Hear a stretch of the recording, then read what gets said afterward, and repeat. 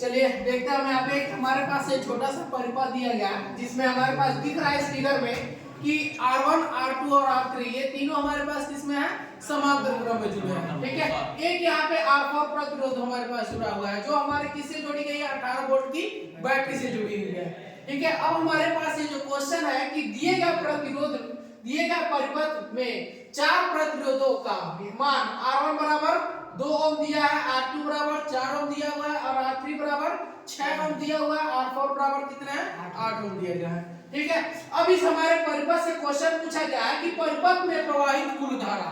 ठीक है, यानी ये जो हमारे पास परिपथ में इसमें कुल धारा कितनी उत्पन्न होगी। दूसरा क्वेश्चन है ए व बी के बीच धारा, यानी हमारे पास ये जो पॉइंट है ए और ये पॉइंट हमारे पास बी है, इसके बीच कुल कितनी धारा जा रही है वो है। थर्ड क्वेश्चन पूछा गया इसमें कि ए व बी के बीच विभव कितना है, मतलब ए और बी इन्हीं दोनों टर्मिनल के बीच में बी का मान हमसे पूछी जा रही है। ठीक है, तो सबसे पहले हमारे पास क्या होगा, परिपथ में R1, R2 और R3 हमको यहाँ पे दिख रहा है कि चित्र में R1, R2 और R3 ये तीनों किस श्रेणी में जुड़े हुए हैं, समांतर क्रम में जुड़े हैं।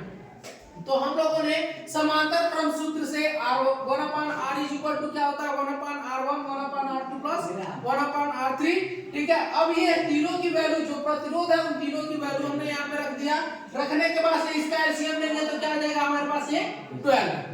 ठीक है, अब यहाँ से हमने जब R डैश की वैल्यू फाइंड की है तो कितनी निकल के आई है, 1.09 ओम। मतलब इस परिपथ का कुल प्रतिरोध कितना निकल के आया यहाँ पे, 1.09 ओम।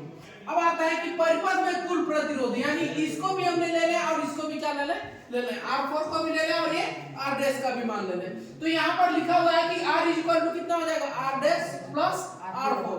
तो R डैश का मान हमने यहाँ पर चूंकि निकाल चुका है 1.09। ठीक है, तो ये वैल्यू R4 की रख दी, R डैश की, और ये R4 का वैल्यू कितना दिया था हमारे पास, 8 ओम दे रखा है। अब दोनों का ऐड किया तो हमारे पास कितनी निकल के आई है, 9.09। अब ये जो 9.09 आया हुआ है ये हमारे इस कुल परिपथ का संपूर्ण प्रतिरोध है। ठीक है, जो 9.09 हमारे पास वैल्यू निकल के आई है वो इस कुल परिपथ का क्या निकल के आया है, प्रतिरोध का मान है। अब देखिए, अब आता है अकॉर्डिंग टू क्वेश्चन। क्वेश्चन में हमारे पास पहला दिया हुआ है कि परिपथ में कुल धारा। ठीक है, तो हमको पता है कि ओम के नियम से V इक्वल टू क्या होता है, IR। According to Ohm's law V equal to IR। हमें पता है V का मान 18 वोल्ट दिया हुआ है क्वेश्चन में, R की वैल्यू हमने निकाल चुका है कि 9.09। अब इसको हम रखते हैं तो ये वैल्यू हमारे पास 18/9.09 ये कितना निकल गया, 1.98 एम्पीयर। ठीक है, 1.98 एम्पीयर निकल गया। अब देखिए सेकंड क्वेश्चन, पहले क्वेश्चन का मान निकल गया, सेकंड क्वेश्चन का मान है ए व बी के बीच धारा, मतलब इस टर्मिनल और इस टर्मिनल के बीच में धारा कितनी है। तो सबसे पहली चीज कि इस टर्मिनल और इस टर्मिनल के बीच का हमको R पता है, हमने यहाँ पर निकाल रखा है 1.09। ठीक है, V का मान गिवन है यहाँ पे 18 वोल्ट, तो हम यहाँ पे रखते हैं R का मान यहाँ पे 1.09 और V बराबर 18। तो यहाँ से जब हमने रखा तो A व B के बीच का टर्मिनल यानी धारा कितनी निकल के आ रही है, 16.51 एम्पीयर। ठीक है, 16.51 एम्पीयर निकल गया। अब फिर ये दूसरा क्वेश्चन का मान हमने निकाला। तीसरे का है ए व बी के बीच विभव कितना होगा, मतलब इन्हीं दोनों टर्मिनल के बीच में विभव भी हमसे पूछी जा रही है। तो हम जब यहाँ पर देख रहे हैं कि ए व बी के विभव, तो इसके बीच की हमने धारा यहाँ पे प्रतिरोध निकाल रखा है ऑलरेडी पहले से ही 1.09, इसको हमने रखा। फिर आई का मान हमने ऑलरेडी निकाला हुआ है इसके बीच में सेकंड क्वेश्चन से 16.51 एम्पीयर।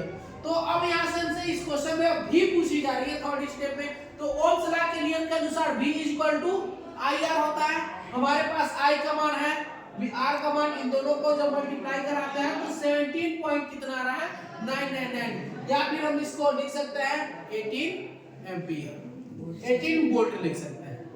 ठीक है, ये हमारे पास पूरे इस क्वेश्चन का सॉल्यूशन है।